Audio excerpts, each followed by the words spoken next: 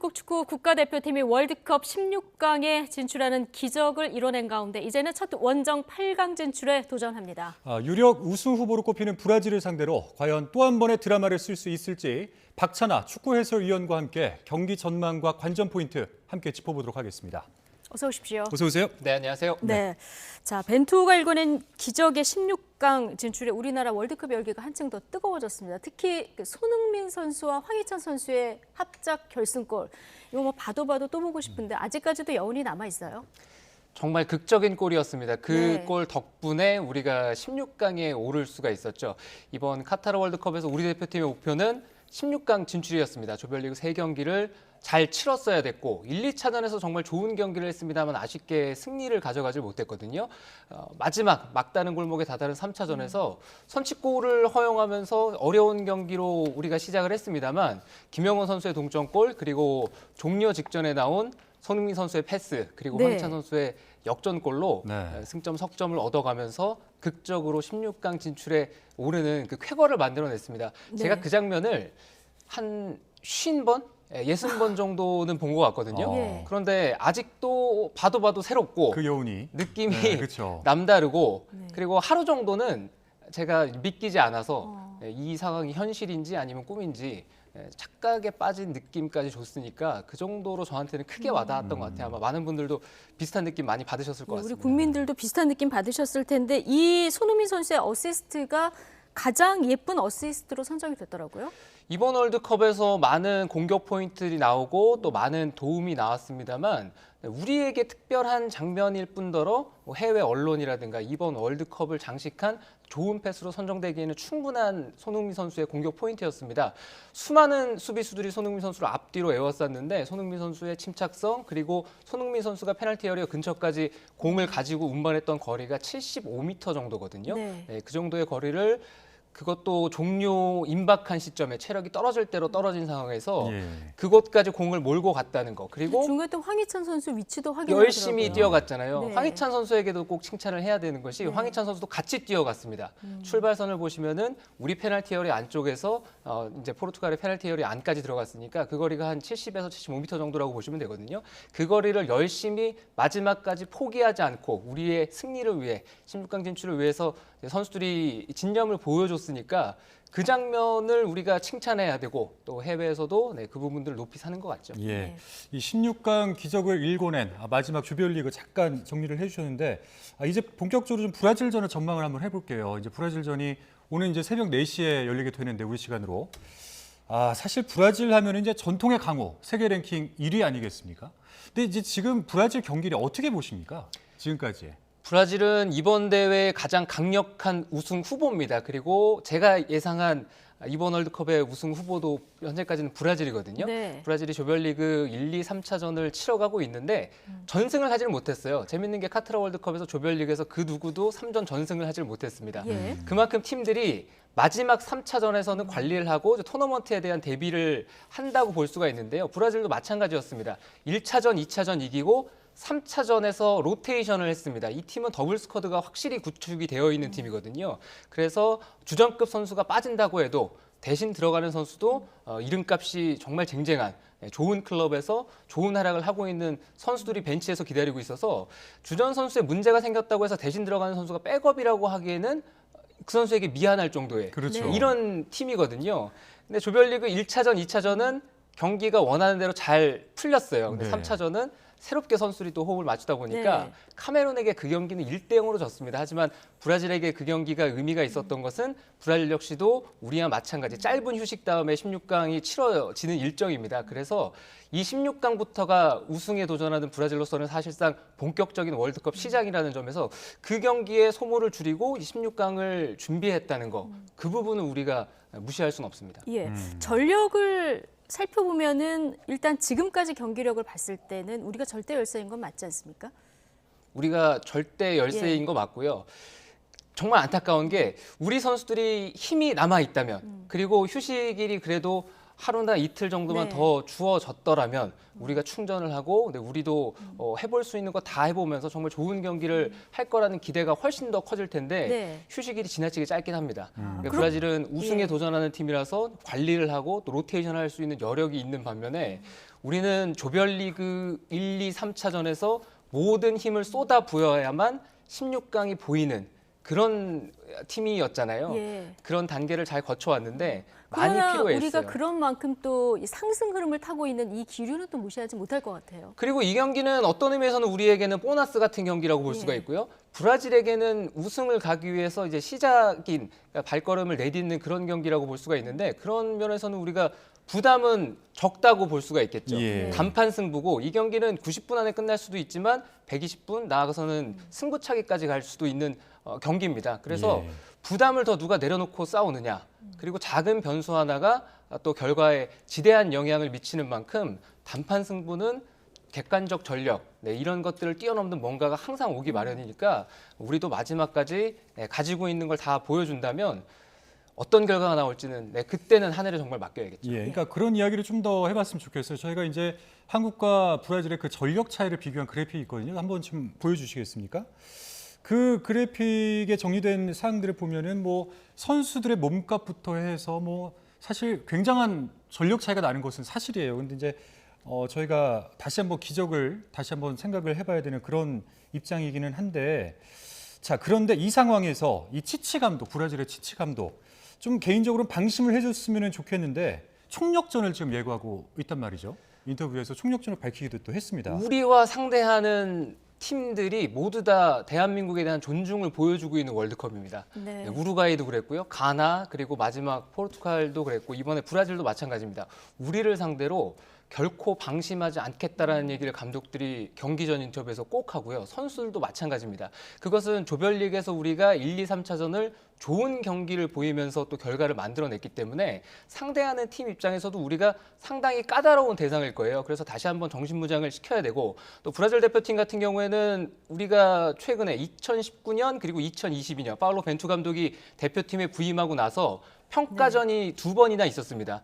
그 경기에서 브라질이 한 번은 3대0 그리고 한 번은 5대1로 크게 이겼거든요. 예.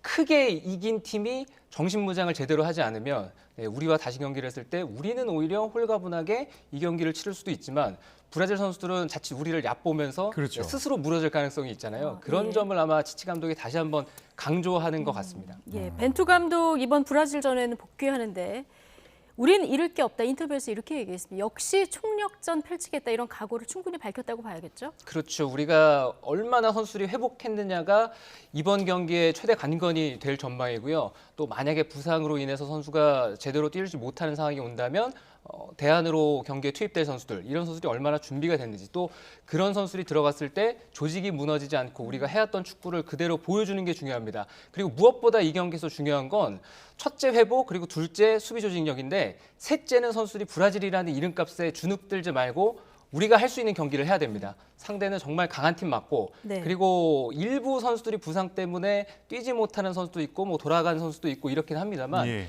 여전히 남아있는 선수들은 손흥민 선수의 팀 동료 히샬리송 선수가 이번 대회 좋은 활약을 하고 있고요. 레알 마드리드에서 뛰고 있는 전진 드리블이 좋은 1대1이 좋은 비니시우스 선수 있고 또 개인기 좋은 호드리구 선수 있고 바르셀로나에서 뛰고 있는 오른쪽 윙포워드 반대발 윙어 맨발 좋아하는 하피냐 선수 있고 미드필더에는 뭐 프레드, 카세미루, 파케타 좋은 선수들이 즐비합니다. 그리고 네. 브라질이 공격 미드필더만 좋냐 이거 아니거든요. 견고한 수비 조직력이 뒷받침되어 있기 때문에 이번 대회 강력한 우승 후보로 꼽히고 있어요. 그렇지만 주눅들 필요 없고 예. 그리고 거듭 말씀드립니다만 부담 내려놓고 우리는 이 경기를 이제부터 즐기면 됩니다. 네. 예. 뭐 양 팀 모두 뭐 감독부터 해서 필승의 각오로 지금 뛰어들고 있다 이렇게 봐도 과언이 아닐 것 같은데, 자 우리 대표팀 어제 진행된 공식 훈련이 어떻게 보면 이제 언론에 공개된 마지막 훈련이었습니다. 아마 보셨을 텐데 이 선수들 표정이나 아니 움직임이나 이런 것들을 봤을 때 어떻다고 평가를 하시나요? 우리 선수들이 조별리그 1, 2, 3차전을 치르는 과정까지는 정말 큰 부담 속에서 경기를 했을 거예요. 네. 월드컵이라는 게 항상 결과를 내야 된다는 큰 부담감에 시달린다는 얘기를 과거의 월드컵을 뛰었던 선수들도 공통적으로 하고요. 또 이번 월드컵에 참가하는 선수들도 성적에 대한 부담을 마음에 가득 담고 부담스러운 경기를 해왔습니다. 예. 그런데 이제는 어느 정도 성과는 냈어요. 우리 대표팀이 이 카타르 월드컵에서 1차적으로 도전했었던 토너먼트 진출에 성공을 한 상태이기 때문에 이 경기는 다른 세 경기랑은 또 다를 것 같습니다. 예. 이제부터는 우리 선수들도 월드컵을 한번 즐기고 그리고 우리도 브라질을 상대로 계속 우리가 해왔던 축구, 우리가 하고자 하는 축구, 능동적으로 주도를 하는 그런 모습을 네. 보여줄 수도 있지 않을까라는 희망 섞인 그런 표정들이 예. 훈련장에서도 잘 나타난 것 같은 예. 저의 느낌입니다. 그렇군요. 어. 이 훈련 장면 공개할 때 자, 손흥민 선수 들어가기 전에 취재진에 좀 그늘로 가 계세요 이런 얘기도 하고 표정이 굉장히 밝아 보이는데 혹시 오디오도 저희가 소리도 좀 들을 수 있으면 들려주시면 좋을 것 같고요. 손흥민 선수는 마스크 때문에 조금 초반에 제 기량을 마음껏 펼치지 못했다 이런 평가도 나왔는데 후반으로 갈수록 지금 경기력을 점점 찾아가고 있는 이런 모습이에요. 손흥민 선수가 대표팀 합류 전에 3주 정도 경기를 못 뛰었죠. 그리고 훈련도 어느 정도 하기는 했지만 강도 높은 훈련은 손흥민 선수가 할 수가 없었습니다. 그런 상태로 대표팀이 왔는데 1, 2, 3차전 모두 풀타임으로 뛰었어요. 물론 손흥민 선수, 건강한 손흥민 선수의 활약을 보셨던 팬들이라면 손흥민 선수가 확실히 그 부상의 여파가 있구나. 뭔가 위축돼 컨디션이 있구나. 좋지 않구나. 예. 이런 거 많이 느끼셨을 텐데 그럼에도 손흥민 선수를 우리가 뺄 수 없고 그라운드에 계속 남겨야 되는 이유는 포르투갈과의 3차전 마지막 그 장면에서 잘 나타났거든요. 네. 있음으로 해서 상대가 받을 부담감, 그 부담감으로 인해서 본인이 뭔가 주도적으로 해결을 하질 못하더라도 우리 선수들에게 좋은 기운을 또 좋은 상황을 만들어줄 수가 있잖아요. 다시 한번 그런 모습을 보여줘야 될 것 같고 이번 브라질과의 경기는 다른 경기보다는 상대 수비 뒷공간이 조금 더 넓을 거예요. 예. 그러면 손흥민 선수도 개인 솔로 플레이를 통해서 혼자 전진 드리블이라든가 슛이라든가 할 수 있는 기회가 좀 더 늘어날 가능성도 있고요. 황희찬 선수도 때마침 복귀해서 우리에게 귀중한 선물을 안겼습니다. 예. 황희찬 선수 역시도 폭발적인 속도를 앞세울 수 있는 이런 상황이 네. 출전 시간이 길어지면 길어질수록 더 많이 나올 수 있다. 그것은 우리 대표팀에게는 긍정의 신호다라고 보고 싶습니다.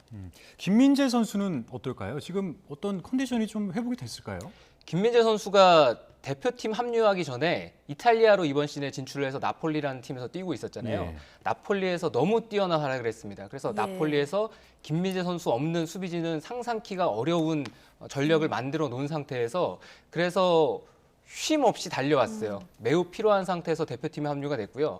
월드컵 1차전, 2차전 다 잘 뛰었습니다. 1차전에서 부상이 발생하면서 불안한 위기의 순간들도 있었는데 그 여파가 2차전으로 넘어가면서 풀타임을 못 뛰었거든요. 3차전 쉬었고 본인은 16강에 올라간 이상 무조건 경기에 나서겠다. 네, 아. 찢어져도 이렇게 뛰겠다. 얘기를 예. 했는데 코칭 스텝이 아마 냉정하게 판단을 해줘야 되겠죠. 예, 만약 냉정하게 판단을 한다고 하면은 김민재 선수가 출전을 못할 수도 있는데요. 그러면 우리 수비진은 어떻게 꾸려질까요? 김민재 선수가 나왔으면 하는 바람이 있고 예. 나와야 우리가 할 수 있는 것들이 많아지기 때문에 김민재 선수가 이제 뛸 수 있는 몸 상태가 된다면 출전의 가능성은 그래도 뭐 코칭들이 긍정적으로 보지 않겠나. 3차전을 쉬었으니까요. 그런 모습들을 지켜봐야 될 것 같고요. 지금 김민재 선수뿐만 아니라 김영건 선수도 포르투갈전에서 후반에 교체 아웃이 됐습니다. 몸이 안 좋아져서 김영건 선수도 얼마나 회복을 했느냐가 관건이에요. 예. 지난 경기는 김민재 선수가 없을 때 권경원 선수가 나와서 그 자리를 훌륭히 소화를 해줬습니다. 근데 김영건 선수도 몸 상태가 좋지 않거나 아니면은 뭐 체력적으로 혹은 부상이 더 심해져서 몸이 불편하다면 수비 쪽에 문제가 발생할 확률이 대단히 높아지잖아요. 그러면은 지난 경기처럼 정우영 선수를 내려서 임시 방편으로 수비진을 채운다거나 아니면 또 조효민 선수가 있거든요. 조효민 네. 선수가 들어가면은 조효민 선수 역시도 리그에서 꾸준하게 좋은 활약을 해왔던 수비수인 만큼 새롭게 수비진이 구성될 수도 있습니다. 하지만 그 선수들도 월드컵 참가를 위해서 구슬땀 흘려왔던 선수들이고 대표팀에서 주전으로 경기에 나설 만한 자격들이 있는 선수들이니까요. 예. 믿고 또 응원해주면 선수들이 네. 좋은 모습을 보일 거라고 생각합니다. 네. 그러니까 이제 우리나라 선수 중에는 뭐 컨디션을 다 회복한 것으로 보이는 선수도 있고 아닌 선수도 있다 이렇게 말씀을 해주셨는데, 근데 그나마 다행인 것은 또 브라질 대표팀에도 부상 선수가 또 많지 않습니까? 브라질 대표팀의 부상자들이 늘어나는 것도 맞고 그리고 부상이었던 선수가 돌아오고 있는 추세이기도 합니다. 대표적으로 아스날의 공격수인 가브리엘 제수 선수가 부상이고 측면 수비수 쪽에 뭐 다닐로라든가 알렉스 산드로라든가 또 텔레스 같은 선수들 이런 선수들은 이제 부상 때문에 텔레스는 출전이 불가한 상황 혹은 뭐 알렉산드로 다닐 선수 조금 더 지켜봐야 되는데 그래도 브라질은 임시 방편으로 중앙 수비수를 측면 수비수로 돌리는 방법도 있긴 있어요. 네, 그렇다면은 공격을 나가는 부분에 있어서는 영향을 받을 수도 있겠지만 오히려 뒤쪽에서 공격적인 선수들은 앞에 좋은 선수들이 많으니까 수비 선수들이 그냥 수비만 하려고 마음을 먹는다면 수비력은 더 강해질 수도 있습니다. 네이마르 선수는 어떤가요? 네이마르 선수는 1차전에서 부상당해서 조별리그 2차전, 3차전을 못 뛰었어요. 예. 네, 훈련에 완벽히 돌아왔다는 소식이 전달이 되고 선발로 나올지 교체로 투입이 될지는 모르겠지만 16강부터는 감각의 측면 때문에라도 아마 치치 감독이 투입은 할 겁니다. 아, 투입할 가능성이 크다. 그렇게 보시는 거군요. 네. 예. 그런데 뭐 네이마르 선수 포함해서 브라질 선수 지금 몇 명 감기 증상이 있고 인후통 증세도 보인다고 하는데 PCR 검사는 안 받고 있다 이런 보도도 전해졌어요. 뭐 이유가 있겠죠. 그 보도가 네. 좀 기일이 지난 보도예요. 이미 11월 아. 말에 조별리그 1차전 전후로 해서 네, 현지에서는 그런 기사들이 나왔었는데 네. 네, 브라질 선수들이 뭐 아무 문제 없다라고 다시 후속 보도가 나오기도 했었고요. 그게 국내로 전달되는 과정에서 네, 시차가 있었군요. 기한이 좀 많이 지났다. 예. 그래서 현재는 브라질 대표팀은 아무 문제가 없다고 생각하시면 될 것 같습니다. 예. 사실 이제 네이마르 선수 외에도 이 브라질의 예상 라인업을 보게 되면 한 명 한 명이 정말 이 기량들이 굉장한 선수들이 다 모여 있더라고요. 예. 그래서 사실 우리나라도 뭐 열심히 준비를 해야 되겠습니다만, 근데 이런 분석이 또 있어요. 브라질의 어떤 경기력을 보면 슈팅 대비 효율이 좀 가장 떨어지는 팀이다. 이런 분석이 있더라고요. 여기에 대해서는 어떻게 생각하십니까? 해석에 따라서는 그렇게 해석할 여지도 있기는 있습니다. 왜냐하면은 브라질이 조별리그 3경기를 치르면서 1차전이 세르비아와의 경기였거든요. 그 경기도 슛을 20개 넘게 했고요. 그리고 3차전 카메룬과의 경기에서 1대0으로 졌는데 그 경기도 슛이 20개가 넘게 나왔어요. 2차전이었던 이제 스위스와의 경기만 슛 개수가 10개가 넘었는데 득점이 첫 번째 경기, 두 번째 경기, 세 번째 경기에서 뭐 다득점으로 간 것도 아니고 세르비아전부터 해서 득점 숫자가 약간씩 줄어가고 있으니까 예. 아마 효율적인 측면에 있어서는 많이 때리는데 너무 득점이 적다. 예. 이렇게 얘기를 할 수도 있는데요.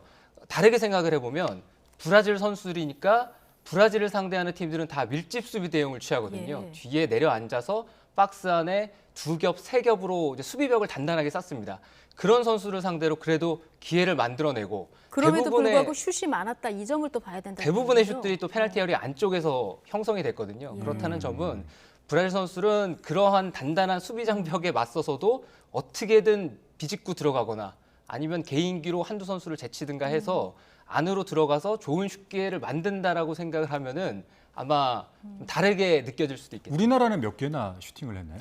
우리 선수들도 슛을 뭐 많이 시도는 했습니다. 네, 첫 번째 경기 우루과이 경기에서는 우리가 이제 유효한 슛을 기록을 못했는데 가나와의 경기는 그래도 할 수 있는 거 해냈고요. 네. 포르투갈과의 경기에서도 기회가 있을 때마다 우리가 할 수 있는 그런 슛 기수를 많이 늘려가고 있어서요. 이번 경기도 마찬가지입니다. 우리가 할 수 있는 거 다 해야 된다고 말씀을 드렸던 네. 게 강팀이라고 해서 주눅들 필요 없고 또 기회 왔을 때 슛 아끼지 말고 많이 때리면은 자연스럽게 골이 될 확률은 높고요. 축구라는 경기가 20개, 30개 때려서 한 골 들어가면 되는 경기잖아요. 그렇죠. 네, 그러니까 숫자가 말해주지 않는 특별함이 분명히 우리 대표팀에게도 찾아올 수 있습니다. 예. 네. 아무래도 브라질이 랭킹 1위다 보니까 영국 공영방송이죠. BBC 같은 경우는 브라질이 손쉽게 이길 거다 이렇게 예측을 했고요. 미국 데이터 업체는 한국이 이길 확률 23%다 이렇게 예상을 했는데 16강 우리가 진출할 확률 11%였습니다. 그래도 진출하지 않았습니까? 16강의 대진이 8경기가 있잖아요. 네. 그 8경기 가운데 물론 피파 랭킹이 세계 절대 랭킹은 아닙니다. 그런데 피파 랭킹 차이가 가장 많이 나는 16강 대진이기도 하고요. 그리고 객관적인 전력이라든가 모든 것들을 비교해 봤을 때 정말 다윗과 골리앗의 싸움이긴 합니다. 하지만 스포츠라는 게 항상 강팀이 약팀을 잡고 승리하는 것만이 스포츠는 아니잖아요. 네, 항상 자이언트 킬링이 언제든지 나올 수 있는 경기고 단판 승부의 특성상 경기는 어떻게 흘러갈지를 잘 모릅니다. 네, 우리가 수비 조직력을 단단하게 잘 쌓아서 초반 분위기를 잘 형성할 수만 있으면 오히려 다급해지고 좀 서둘러야 되는 쪽은 브라질일 수 있다는 생각입니다. 예. 네. 아니 뭐 관련해서 제가 좀 자료를 찾아봤거든요. 찾아보니까 이 피파 랭킹 이제 요즘 많이 이제 언급을 하는데 벨기에가 피파 랭킹 2위지 않습니까? 그런데도 조별리그에서 탈락을 했습니다. 그리고 이탈리아가 이제 피파 랭킹 6위인데도 조별리그 진출도 못했어요. 이제 그런 걸로 봤을 때 이제 절대적이지는 않은 것이다. 그리고 이제 최근에는 또 월드컵에서 아시아에 또 어떤 돌풍이 일어나고 있지 않습니까? 그래서 충분히 기대를 해볼 만하다 네. 이런 생각을 저는 해보면서 우리 박찬하 해설위원님께서는 몇 대 몇 예상을 하십니까? 점수까지 예상하는 거는 굉장히 부담스럽습니다. 네. 네, 초반을 잘 버틸 수 있으면 그래도 경기가 박빙으로 흘러갈 수 있지 않을까. 네, 저는 희망차게 우리 대표팀을 바라보고 싶습니다. 그리고 네. 내일 아침에도 기분 좋게 모든 국민들이 뭐 각자 이제 일터로 가거나 아니면 학교로 가거나 어디서 무엇을 하건 하루 종일 미소를 머금으면서 하루를 보낼 수 있었으면 하는 마음이 간절합니다. 예. 우리는 희망을 담아서 이렇게 예측을 하곤 하는데 아무래도 전문가시니까 좀 신중한 접근을 좀 해주셨는데요. 어쨌든 자, 오늘 경기에서 에이스 대 에이스, 손흥민 대 네이마르의 맞대결도 굉장히 관심인데 두 사람이 또 동갑내기더라고요. 1992년생이죠. 예. 이제는 이 선수들이 마지막 월드컵일 수도 있고요. 아니면 4년 뒤를 또 기약할 수도 있는 이제는 베테랑의 반열에 올라가 있는 선수들입니다. 좋은 축구 선수의 행보를 지난 10여 년 동안 보여왔었고요. 또 한 10여 년 전만 해도 1992년생 이제 랭킹에서 세계에서 재능 있는 선수 10명 꼽을 때 네이마르 선수 항상 10권 안에 들어가 있었고 또 손흥민 네. 선수도 그 안에 이제 포함이 됐던 언론들도 있고 또 손흥민 선수가 그 밖에서 계속해서 10위 안에 추격을 할 것이다 이렇게 예상하는 언론들도 있었는데요. 지금 봤을 때는 1992년생 가운데 세계에서 정말 잘 나가고 있는 정말 잘된 축구 선수 쌍두마차로 이제 분류를 해도 됩니다. 예. 아주 흥미로운 대결 예. 됐으면 좋겠고 두 선수 모두 다 무엇보다 지금 몸이 온전치 않은 상태에서 월드컵을 치르고 있잖아요. 이 그렇죠. 중요한 무대에서 멋진 모습 보여주는 것도 중요하지만 부상 없이 또 두 선수가 좋은 모습, 좋은 골 이렇게 예. 얘기를 하기를 바라겠습니다. 예. 이 네이마르 선수가 이제 한국과 브라질 전체 선수 가운데 연봉이 1위고 그리고 이제 손흥민 선수가 2위더라고요. 한 1,000억 정도가 되는 것으로 제가 봤는데. 근데 동갑내기고 뭐 그런 어떤 비슷한 탑 클래스의 선수인 것은 자명한데 두 선수의 어떤 플레이를 선호하는 선수인지를 좀 한번 짚어주시죠. 손흥민 선수의 스타일은 네. 뭐 저보다 더 손흥민 선수는 뭐 대한민국 국민이시라면 잘 알고 계실 거예요. 손흥민 선수가 가지고 있는 장점은 양발에서 나오는 슈팅의 정확도, 그리고 이제 골 결정력 이런 것들이 있겠고요. 네이마르 선수의 얘기를 하자면 네. 네이마르 선수는 브라질 대표팀에서 플레이메이커처럼 뛰고 있습니다. 자기 자리가 정해져 있는 것이 아니라 이것은 뭐 우리 대표팀에서 뛰고 있는 손흥민 선수와 유사하다고 볼 수가 있는데 브라질 대표팀에는 좋은 공격진들이 많잖아요. 그 공격진들 사이에서 양질의 패스를 건네주고 그리고 상대 수비를 자신에게 집중시켜서 내 동료에게 기회를 열어주는 그런 쪽으로 네이마르 선수가 뛰고 있거든요. 그래서 네이마르 선수가 있던 세르비아와의 경기에서는 그래도 네이마르 선수 쪽에 수비가 집중이 되고 또 네이마르 선수가 동료 선수들에게 창의적인 패스해주고 이러면서 기회가 많이 열렸습니다. 하지만 네이마르 선수가 없었던 스위스와의 경기 그리고 카메룬과의 경기 그 경기에서는 네이마르 선수의 이제 부재가 브라질 대표팀에게도 영향을 꽤 많이 미쳤거든요. 네. 그럴 정도로 현재 브라질 대표팀에서는 네이마르 선수가 중추적인 역할을 하고 있습니다. 네, 네이마르 선수가 출전을 하게 될지 또 언제 출전을 하게 된다면 등장할지 등판할지 지켜보도록 하고요. 우리 팀 전력이 좀 상승된 데는 아무래도 포르투갈전에서 이긴 이 부분을 무시할 수 없는데 자 여기서 1등 공신이 이제 호날두 선수라는 말이 나올 정도로 그날 본의 아니게 온몸으로 좀 어시스트를 했기 때문에 예전의 노션을 좀 잊어주자 이런 분위기도 조성이 되고 있고요. 또 하나 뭐 찾아보자면 가나가 또 끝까지 우루과이전에서 뛰어준 이 점도 무시할 수 없을 것 같습니다. 벤투 감독이 벤치를 지키지 못한 것도 역으로 보면 좀 선수들을 뭉치게 한 힘이었다고 뭐 많이들 얘기하시는데 박찬하 해설위원께 보시기에는 16강 진출의 가장 큰 원동력 뭐라고 보십니까?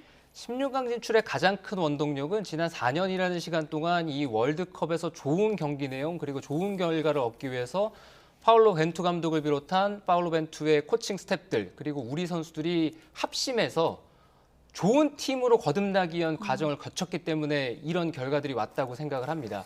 그리고 대회를 치르면서 결과를 얻기 위해서는 좋은 과정도 물론 중요하지만 그 대회에서 우리에게 어떤 행운이 찾아오느냐 그런 것도 상당히 중요하거든요. 네. 그런 점에서는 우리가 마지막 3차전 포르투갈과의 경기는 많은 행운이 우리에게 손짓을 했어요. 호날두 선수의 그 등 패스부터 시작을 네. 해서 마지막 종료 직전에 손흥민 선수의 패스, 황희찬 선수의 결승골, 그리고 황희찬 선수가 조별리그 3차전에 맞춰서 몸을 회복한 것도 그렇고요.